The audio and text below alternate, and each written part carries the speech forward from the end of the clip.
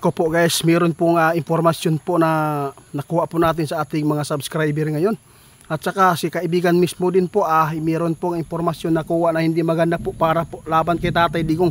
Mula nang mapahina ang kaso dahil po ay wala po silang maipresenta na mga ID, yung mga tao na biktima noon sa pag si Tatay Digong pa yung namumuno, yung Dragon War killing, wala silang maipresenta na mga ID at saka wala pong nakuta, ilan lang po siguro, kaya nahirapan. Kaya meron pong natuklasan si kaibigan ngayon na hindi maganda po para sa mga Duterte ngayon. Paghanda po tayo guys, ito pong mga plano po ngayon ng mga tao kasi nahirapan po sila kung paano nila matugunan po yung hiningi ng abogado ni Tatay. Tulad po ng mga patutuo kung sila po ba totoo na biktima, sila po ba ay biktima ng pagpaktay noong panahon pa ni Tatay Digong. Kaya nandito si kaibigan, meron siyang babala sa lahat po na makapanood dito. Paki-share guys para po ito kay Tatay Digong Maraming mga nagplano ngayon na mga matataas po na mga basta matataas po dito sa ating bansa, Hindi ko dala isa-isahin kaibigan. Meron pong nagpatanong sa ating kaibigan, mamaya na yung sayo impormasyon mo. Sabi po niya, itiit, meron po kami nakikita ngayon na panood namin ba sa iba, meron po nagplano kay Tatay Digong na mga malalaking tao na para magpresenta sa nangyayari noon.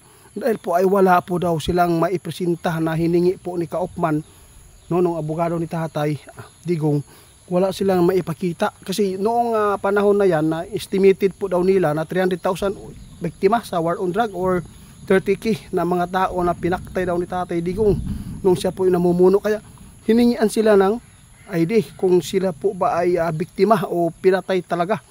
Ito kaibigan, meron po gustong malaman ba nila sa inyo na totoo po ba na meron po nagplano ngayon. Nako guys, ito po pala pareho guys ang inyong nakita karon. Sabi ng ating kaibigan sa totoo lang marami ngayon nagplano kung sinong mga ID na gusto nilang kunin para po maipresenta po doon sa ICC. Maghanda kayo. Hindi po ito maganda yung balita na nakukuha natin sa mga subscriber natin at saka impormasyon ng ating kaibigan na si Tatay, Sos Diyos ko po, naunsa naman gusto talaga nila kaibigan na madidiin po ang ex-president na si Tatay Digong.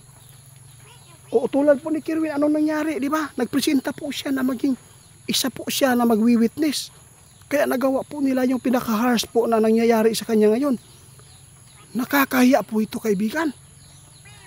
Sa lahat po na makapanood sa ating video impormasyon po nila ito, na mayroong mga tao ngayon nagplano dahil po wala man sila makukuha ng witness o nagpresenta ng mga ID na mga biktima noon. Kaya nagplano po ngayon ang mga kalaban ni Tatay Digong kung paano nila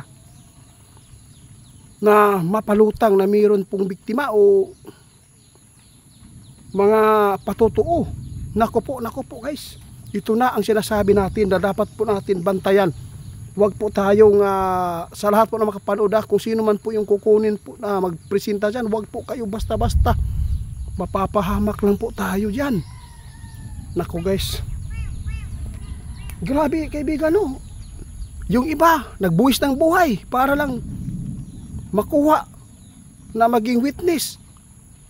Ngayon naman mayroon po nagplano guys, nahirapan sila kung paano nila buuin ang mga binanggit nila noon na mga biktima. Ngunit wala silang maipakita ang mga ID na patutuo na sila po ay biktima noon. Ito po ang gagawin pa nila ngayon na nagplano naman sila na kung sino po yung parang binuang na bayad-bayad na kaibigan.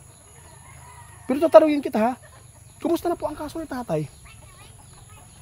Nako, good news po talaga ito guys. Hindi na po magtatagal. Mapawalang bisa na yan. Ay sana po si Tatay bigyan po ng malakas na pangangatawan dyan at saka hindi po maabutan ba.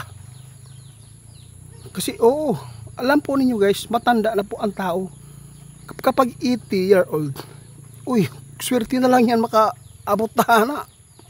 Yun po, dapat sana po ay matapos na po ang problema ni Tatay Digong doon. Basta ang dito guys, good news na nakita ng ating kaibigan, wala na. Walang nagpresenta at napakaganda po ang paggulong ng kaso ni Tatay Digong ngayon. Ito po talaga ang hinuhulaan nila ng ating kaibigan. Ngunit ngayon, nagmamadali yung mga kalaban ng ating ex-president dahil po kanya-kanya na po ang kanilang plano kung paano nila mapabagsak at mapakulong magpakailanman si tatay. Ngunit hindi po nananaig. Ngunit ito po, yung mga gawa ng mga tao hindi po talaga maganda, di ba? Para lang po sila ay makapagbigay ng witness, ginawa nila ito. Ang masakit lang po dito guys, nung matanda na si tatay, tapos ginanito pa. Ngayon, mayroon pa nagplano. Kasi po nahirapan pala yung mga kalaban ng ating ex-president. Nahirapan sila kung paano nila matugunan ang hiningi ng kaupman. Dito, magtatapos po ang problema. Pero hindi pa magtatapos yan guys. Pagbalik ni Tatay Digong dito, hindi pa natin alam ang mga plano. Kasi po, administrasyon po ng kabila yan eh. Pwede yan, pwede yan magigipit pa rin si tatay dito. Basta, ang sa atin dito, wag lang po tayong gumawa ng mga hakbang na hindi maganda ha.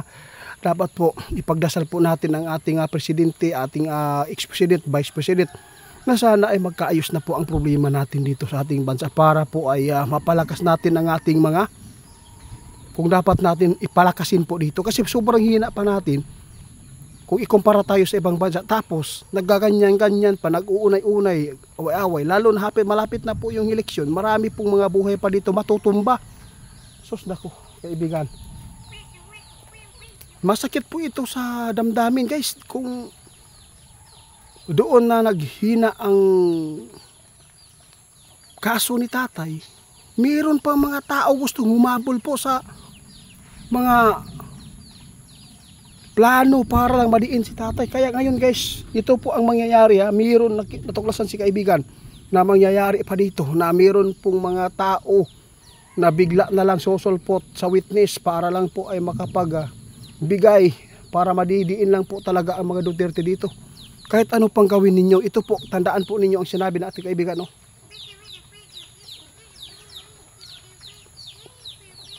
Kahit ano pa ang gawin ninyo, sabi ng ating kaibigan, kahit mawala si Tatay Digong dito sa mundo natin kasi matanda na, hindi pa rin ninyo mapapabagsak dahil po si Sara Duterte ay nag-ugat na po ang pagmamahal ng taong bayan. Marami, kahit pa ano pang gawin po niyo, hindi na po yan mapabagsak pa. Yun po ang